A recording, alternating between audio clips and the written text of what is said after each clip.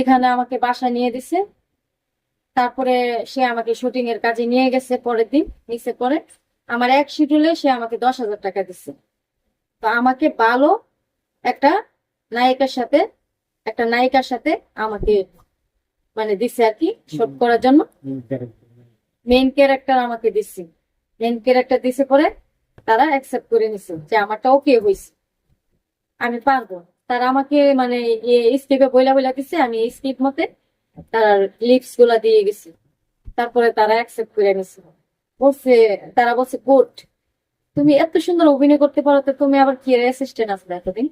তা পরে আমি এভাবেই চলতেছি। আর এখন তো মনে করেন বর্তমানে আমার 3টা ফেসবুক পেজ আছে। একটা হচ্ছে আমার প্রোফাইল কিয়ামনির কিয়া, এটা আমার প্রোফাইল। আর আরেকটা হচ্ছে কিয়ামনির ফ্লিপ, এটা আমার ফেসবুক পেজ।